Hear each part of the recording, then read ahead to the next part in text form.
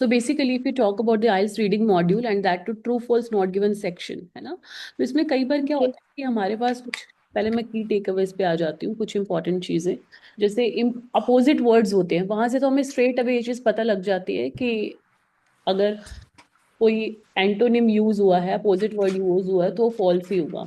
But you need to be very हाँ। Particular with respect to the time scale. Time scale as in कि उन्होंने कोई 19th century की बात करी है एंड मॉडर्न एरा में या करंट प्रेजेंट टाइम के विद रिस्पेक्ट टू वो बात बोल रहे हैं।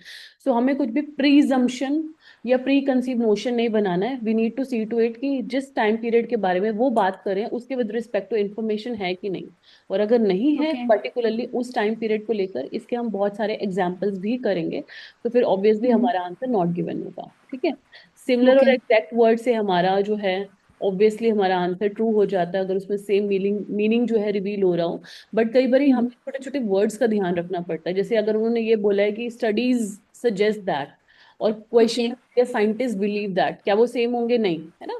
नहीं। कि वो कुछ स्टडीज हैं, वो स्टडीज किसने कंडक्ट की, क्या सर्वे था, we are not as such given full information about it, तो हम खुद से कोई भी प्रिजम्पशन नहीं करेंगे। ठीक है।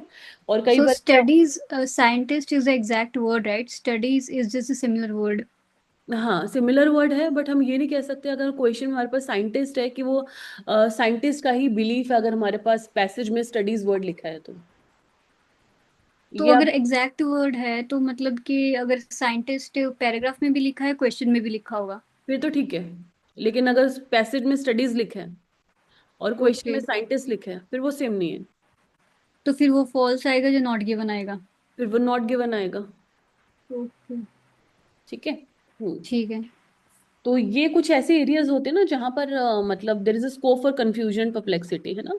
तो ये हम सारी हाँ जी। चीजें अभी डिस्कस भी करेंगे, फिर कुछ एक्सट्रीम और नॉर्मल इन्फॉर्मेशन का। तो चलो वन बाय वन 3 पैसेजेस हमने बैक टू बैक डिस्कस करने हैं।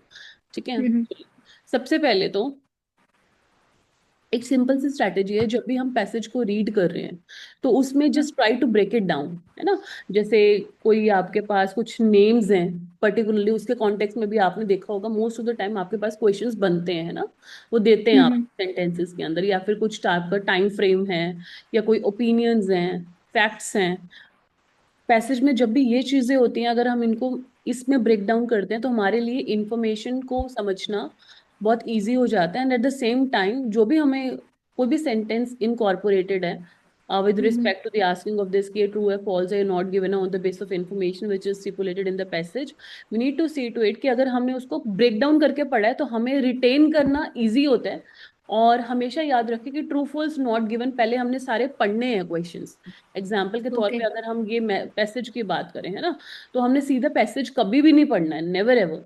क्यों? क्योंकि अगर हम पहले पहले। क्वेश्चंस पढ़े होंगे तो हमें एक प्री कंसीव्ड आइडिया होगा कि हमें ये वाली इंफॉर्मेशन तो जैसे ही आए मिलती जुलती है सेम, तो हमें वापस से हम्म। वो क्वेश्चन पे we can go back and check it out कि वो किस कॉन्टेक्स्ट में बात हो रही है और क्या आंसर होगा। लेकिन हमने हम्म। पहले कभी भी पैसेज को पढ़ना स्टार्ट कभी भी नहीं करना है। We need to see to it कि पहले हम क्वेश्चंस को एक बार ग्लैंस करेंगे, सेकेंड टाइम फिर अच्छे से पढ़ के हमें रिटेन हो जाएगा 90%, then we will start reading the passage and this is really very important. और उसके विद ओके। रिस्पेक्ट टू जो भी आपको टर्म वहां पर मिलेगी, है ना, जैसे कि हाँ कंस्ट्रक्शन जी। आपके यहाँ पे 19th सेंचुरी में पढ़ा था, तो यहाँ पे कंस्ट्रक्शन या बिल्ड या कुछ ऐसे सिमिलर वर्ड मिल रहे, then will come back to the question again कि ये क्या था क्वेश्चन एग्जैक्टली। क्योंकि पूरा क्वेश्चन तो नहीं, लेकिन उसके जो इंपॉर्टेंट कीवर्ड्स हैं हमें वो जरूर ओ, याद होते हैं अगर हम पहले ऑप्शन ओके। को पढ़ लेंगे और फिर पैसेज की तरफ प्रोसीड करेंगे, राइट। तो ये कुछ छोटी ओके। छोटी चीजें हैं। इसके अलावा हमें हमेशा वर्ड्स को मैच करने के ऊपर फोकस नहीं करना है। ऑल्दो ये हम्म। सेक्शन बहुत इजी होता है, बट स्टिल हमें जो है we should actually look for the meaning, complete meaning, meaning क्या है ना। और कई बार ओके। ऐसा होता है पैराफ्रेज भी वो कर देते हैं वर्ड्स को, इंक्रीज का आपको ग्रो, राइज, सिनोनिम्स वगैरह मिल जाते हैं। ठीक है। Then same idea you know already, true होगा। Reverse idea, okay. Opposite idea false है। नॉट गिवन के विद रिस्पेक्ट टू हमेशा याद रखें फॉल्स हाँ वर्सेस जी। नॉट गिवन में कि अगर पार्शियल ट्रू है it would always be okay. False, not given नहीं होगा। अगर आपको हाफ, पार्शियल ट्रू होगा तो फॉल्स होगा। फॉल्स होगा। हाफ ऑफ द इंफॉर्मेशन आपको मिल गई है हम्म। ना। एक होता है पार्शियल ओके। ट्रू, एक होता है पार्शियल रिलेटेड। दो अलग अलग कॉन्सेप्ट हैं ये। Partial true, partial related. मैं बताती हूँ उसका भी। वो आपको इस तरह से किस में ट्रैप में डालेंगे, पार्शियल ट्रू में कि आपको हाफ ऑफ द इंफॉर्मेशन तो मिल गई, है ना। और हाँ इसके जी। हम एग्जांपल्स भी करेंगे। तो half of the information is like which is exactly opposite to it, तो हम स्ट्रेट अवे उसको फॉल्स कर देंगे, ठीक है।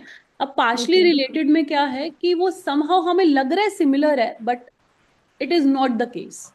जैसे कि मैंने साइंटिस्ट और स्टडीज का बताया, है ना, तो ओके। हमें रिलेटेबल तो लग रहा है ना, हाँ स्टडीज ने ये बोला है और साइंटिस्ट का ये ओपिनियन या बिलीफ है, ये समहाउ हम्म। रिलेटेड तो है पार्शली, बट क्या वो एग्जैक्ट टर्मिनोलॉजी है? The answer is no.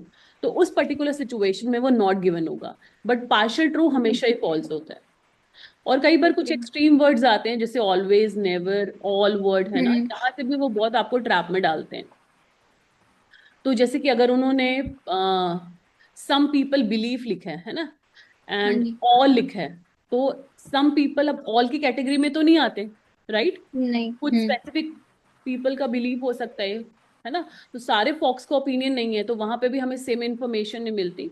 तो हमें ये सारी एंट्री केसेस का बहुत ही ध्यान से एक मतलब we need to be very peculiar about it, and at the same time हमें ये भी देखना पड़ेगा कि background information versus main idea.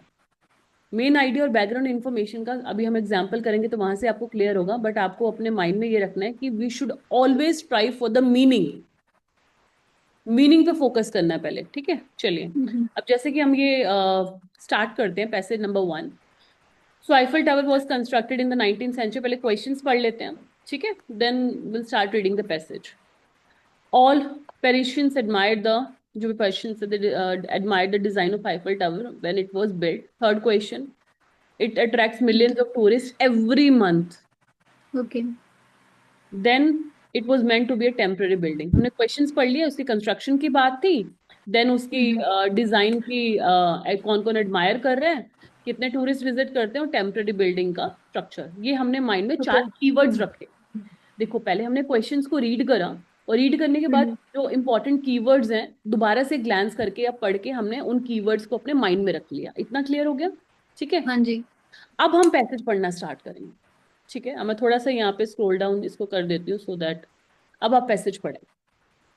The Eiffel Tower, built in 1889, was originally criticized by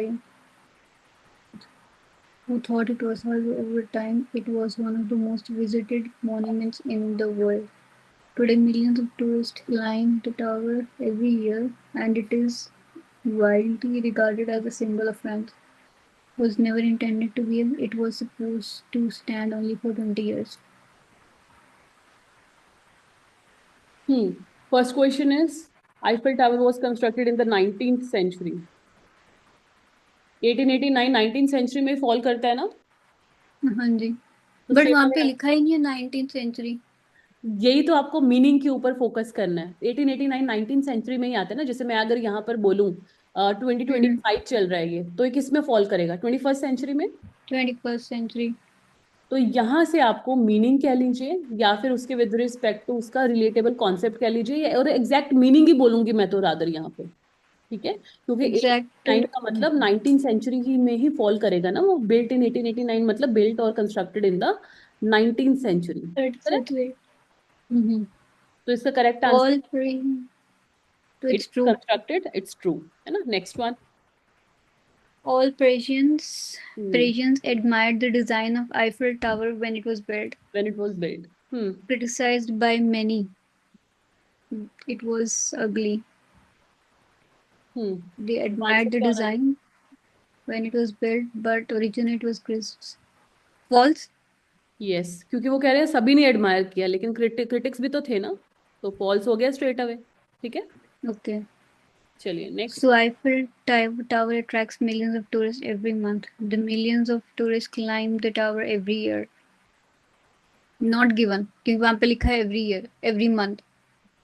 हम्म, ठीक है, क्योंकि यहाँ पर डायरेक्टली वो आपको ट्रैप में डालना चाहते हैं। यहाँ पे ये क्लियर था, है ना।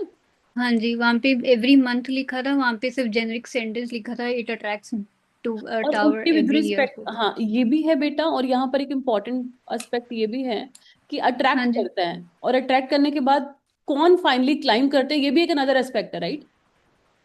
तो ये ओके। वाली इंफॉर्मेशन सिर्फ और सिर्फ यहाँ पर, ठीक है आंसर सही हो गया, but we need to focus on the main entry केसी as well, right.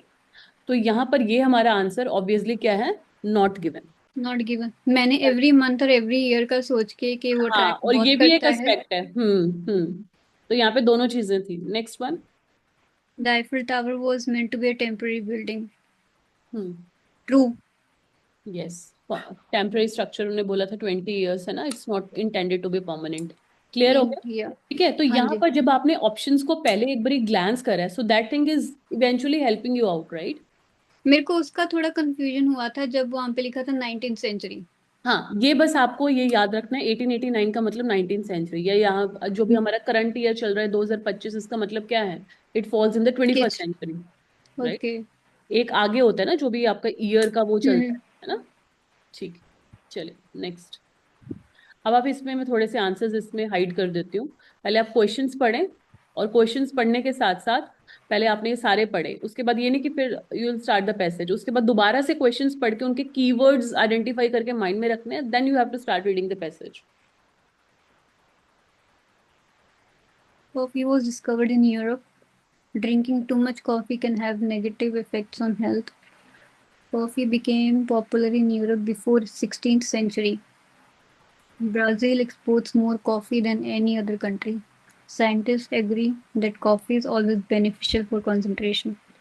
Discovered in Europe, first discovered in Europe, too much coffee negative effects became popular in 16th century. Brazil exports more coffee. Scientists agree that coffee is beneficial for concentration.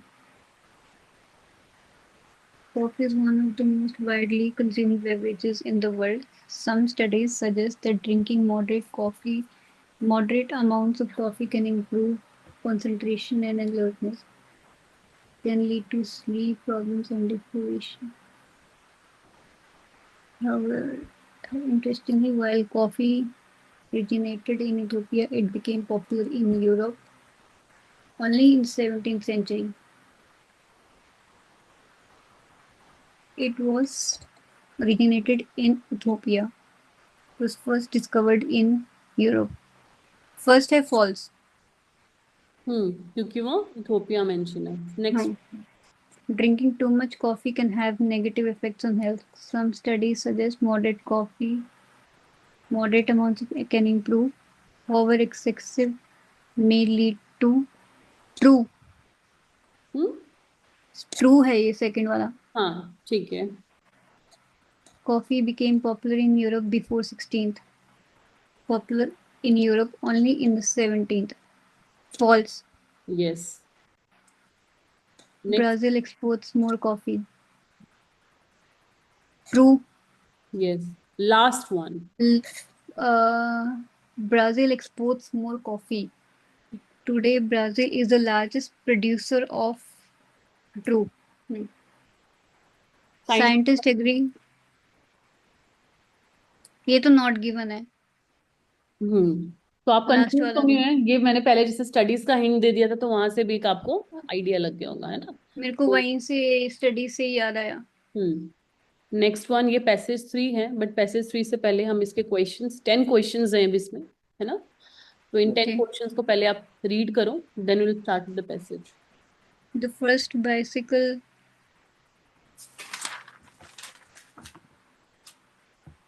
The first bicycle was created in France. Second है the running machine invented in 1817 did not have pedals. Running machine invented in 1817. No pedals. Bicycles became popular in 1800s because they were cheaper than horses. Bicycles popular in 18 cheaper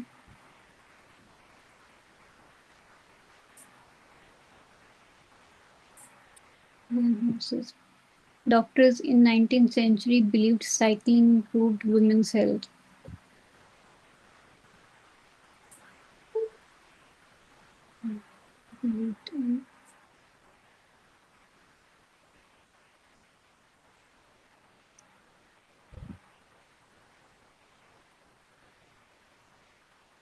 In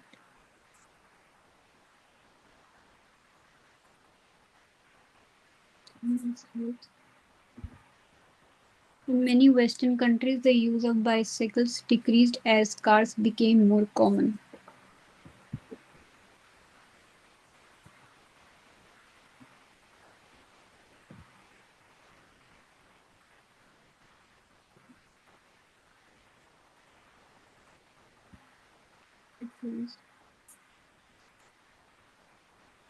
As cars became common.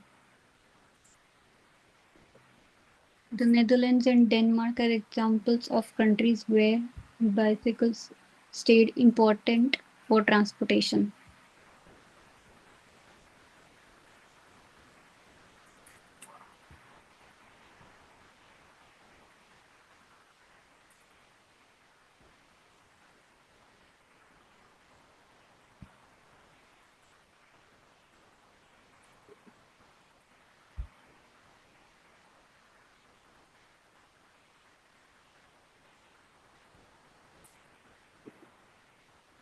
Cycling has recently become less popular due to environmental problems.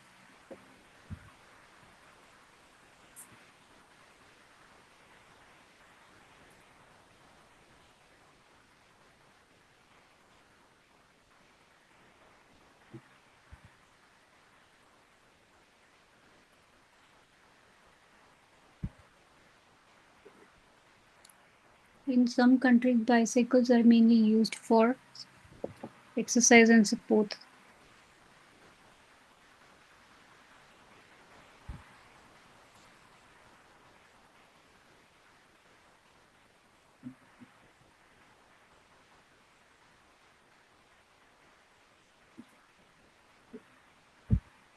India has one of the largest group of daily bicycle users.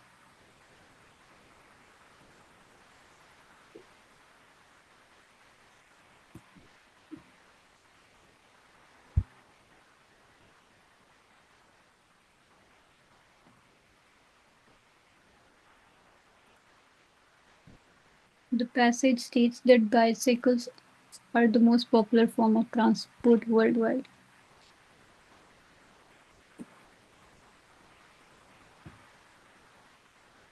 Can I start passage? हाँ जी.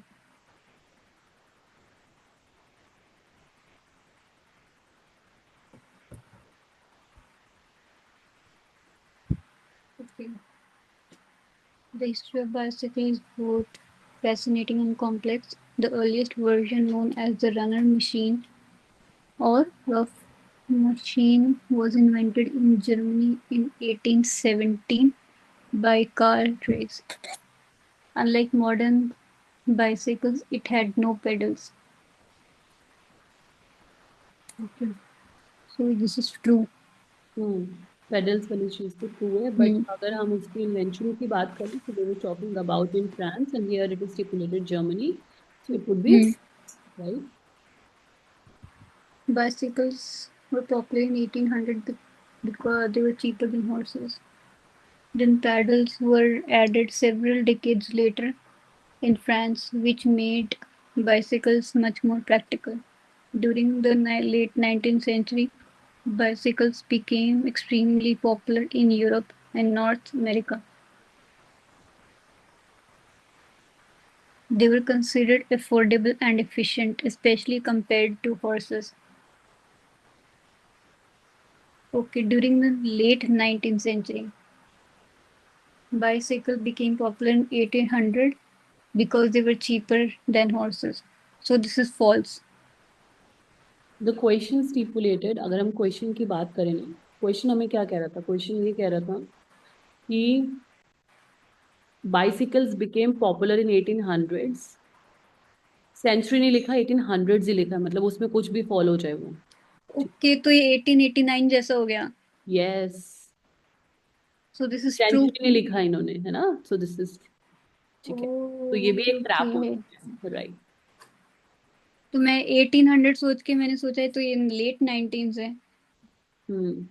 ओ क्योंकि सो this is also 1800 true. में ही आ गया ना वो, उन्होंने 19th century नहीं लिखा, अगर 19th सेंचुरी लिखा होता तब भी सही सेम ही होता. 1800s में जो भी सारे आते हैं वो 19th सेंचुरी, लेकिन अगर यहाँ पे 18th सेंचुरी लिख दिया होता फिर गलत हो जाता। ओके, फिर ये मेरा गलत था, बट आंसर है true. True. Okay, during 19th century, doctors believed cycling improved women's health.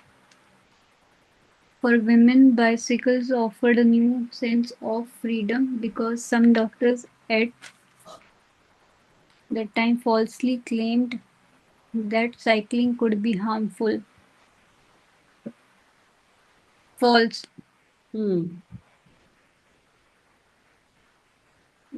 ये सही है. In Western countries, use of bicycles decreased as cars became common.